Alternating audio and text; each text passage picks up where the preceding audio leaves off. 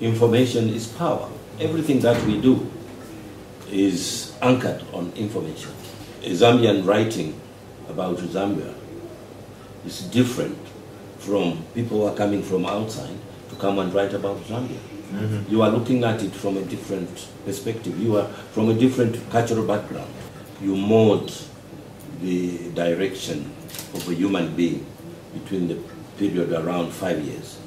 Mm-hmm. If you can't do that, then you'll have lost it.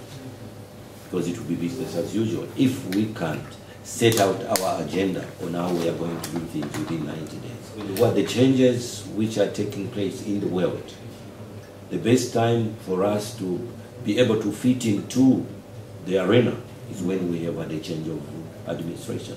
And we should take advantage of that. In some of the countries, probably they are known because of the animals which they have no heritage and things like that. Mm-hmm. So for us, mention whatever any tourist will be thinking of, you'll find it in Zambia. So all you need to do is carry out a research of the type of tourists. So we need to package it to say this is what we have. Yeah, I mean, I'm proud to say that Zambia, I think, right now is one of the few countries in Africa, maybe in the world, where you have your investment is safe and you can have a very decent return on your investment, especially when it comes to mines. Zambia is only 40% explored, okay? And yet we've got deposits, known deposits that have not been developed, known deposits that have not, been even worked or parceled out or given to anybody. They're there, okay? Just waiting for someone to invest. Now, for the 5 I talked about, those have been taken up by some people. But there's so many, the known ones, there are so many that are there not taken, and there's 60% of the country still unexplored. But there's evidence that there is a lot of minerals out there. Zambia peacefully changed, government, people are friendly, climate is good, So you find that all those go for a stable, climate and secure investment. And given that we have all these minerals, anyone putting in their investment, would definitely get that benefit. So it's to showcase what we have, being a very safe and lovely investment destination. The gemstone sector, I didn't talk about that. That's one area, as mining minister, and I think as a country we want to explore. Zambian emeralds have been considered now the best in the world. Okay, and yet, we haven't explored them. There's a whole area, where these emeralds are found. It's not developed, and the potential is so huge. So, given that background, I think there's something to show to an investor. Say, look, come to Zambia, you put your money here. There's potential to make a lot of money here. We want to create Zambia to be a hub of the transport sector. By creation of Zambia to be a hub in the region, we find that every country will be linked to Zambia, and it will be easy for us to do business. We have a situation where we are a landlocked country, and we don't want to cry about it because I think no one chose to be. But we believe that we can use our position not as a point of weakness, but a point of strength. Being landlocked, we believe it's a point of strength because everybody will have to link up with us. Zambia has the potential. Zambia has the potential to be anything, but we need assistance and we need to ensure that we use the plans that we have, and if there's investment and capitalization, you see it become different. Look, there are various needs in this ministry. If you brought it and you told me, Lusaka, what can you do?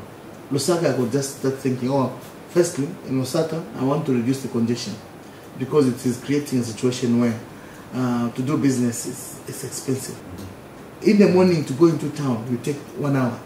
You don't do business that way. So, in order for me to do that, I need to do, that's why I said I need to do overpasses. I need to do a ring road. I also need to do a commuter rail above ground. If people are able to move, and exchange ideas and communicate, you'll see that business will be done cheaply. But when it comes down to a national airline, like a plane in the air sector, I would rather think, oh, maybe we need to put up planes to move from one area to another. But that's not, of course, our priority. If it comes to the rail sector, I believe there are other areas, because we have about 3 major rails in Zambia, rail lines.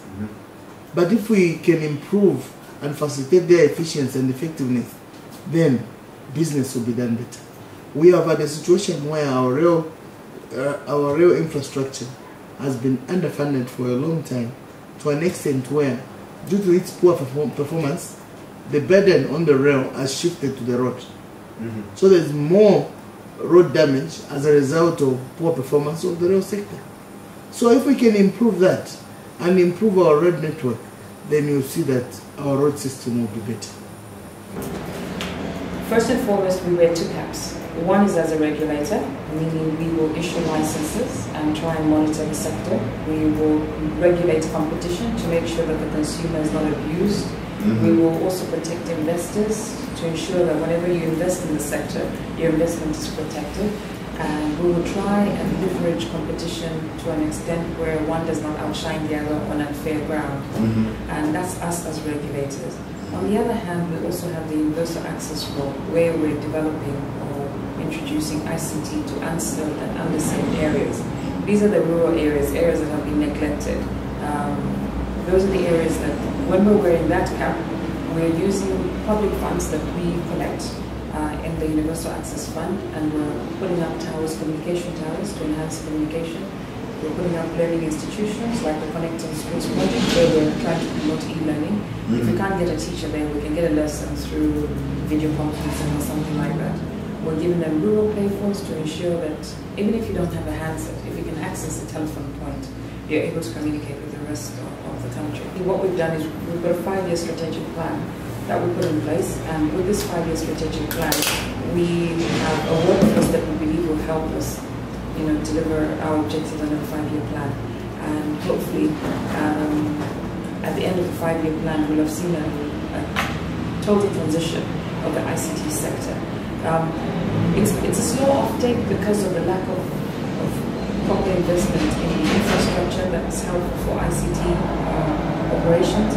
But like everything, the start is always shaky, but once you're on the roll, you can easily get there. I think we're in the right direction. We have partnered with an international tower company, and through that partnership, we're building towers all over the country.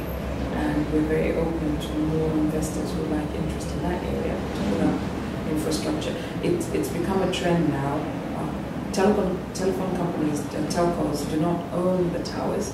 There's a tower, they're separate, there's a company that will own the towers and they just lease off them. And I think that's become a trend here as well. It's quite popular in a few countries that we visited. So there's opportunities of investment there. We've always tried to promote it. We'd like to see somebody set up, for instance, an assembly for computers. There's a high demand. We have 10,000 schools, we have to put computer labs in. So you can imagine if we always have to import things, it would be a lot easier if we had an assembly somewhere near here. Those are some of the opportunities that we see. There's also the issue of laying out the optic fiber. This country's, we're aiming to go e-government soon. And if you're going to have e-services, e-government services, your connectivity must be reliable and it must be affordable, and there's no better way than the optic fiber. Well, I believe that the international eyes out there would want to see and look at what is it that Lusaka focus is now that there is this CAP. And I believe that as a city we may have certain priorities as to what exactly we wanted to do for the next 5 years, either short term, long term, medium term. But with the winning of the Africa Cup, for us it's a moment of us to rethink our future and try to set priorities that will focus on us getting more benefits and more results. The most exciting investment in this city, they're quite various. For instance, when you talk about real estate, okay, real estate is one key investment that people can bring in this city, because there is a serious short of accommodation. Lusaka, for your information, has got almost 2.5 to 3 million people, but this population goes up because everyone comes to the city during the day. So this population goes even to 5 million during the day before they go back to their towns. So the issue of accommodation for us could be a major key to improvement of the general infrastructure of the city. The city has been more kind of centralized in terms of certain infrastructure. We're talking about shopping malls. Instead of people coming from all over the suburbs to come to the central place to do their shopping, we want to open up more infrastructure external to the center. We would want to see investments where people can build up modern shopping malls in these surrounding areas to decongest the city. But besides that, in terms of manufacturing also, manufacturing is also key to this city. Our approach to engage the investors, we don't impose high fees on their certain manufacturing license, trading licenses and all that. So these are fees that are highly discussed and agreed for the sake of everyone being, it's a win-win situation. So that we have done. And at the moment, when we conduct the evaluation role for some of the manufacturing industry, we engage them on a very long-term basis to agree until we reach a consensus. And above all, the city is endowed with a lot of human resource. The human resource aspect is very good. If you talk about market, our country is a liberalized economy. So in terms of marketing and exports, the government has made a deliberate policy to ease flow of goods and services in and outside the country. The major population of Zambia is the youth, and it is the same youth that made it possible for the change of government. If it was not for the youth, the change of government could not have been attained, because ordinarily most of the people that are in the adult age are people that probably have settled, but the majority of our youth are unemployed, are facing insurmountable problems with unemployment, illiteracy, poverty, disease, and all that. So the change in government brought a lot of relief for them to say, with this change, maybe I'll get a job one day, maybe I'll be able to get married, maybe I'll be able to go to school. So the expectation from young people is very high. But what we believe also is that as a government, you may not get everyone into the formal employment. And this is the more reason that the government has set up the Citizen Economic Empowerment Commission. With this change in government and with the World Cup in place, we would want to ensure that government puts up a lot of incentives, or probably reduce duty completely on sporting items, so that investors into issues of recreation and sport can get these things in this country at low cost. And we feel that it's going to boost up the employment opportunities. For more videos, please visit www.voicesofzambia.com.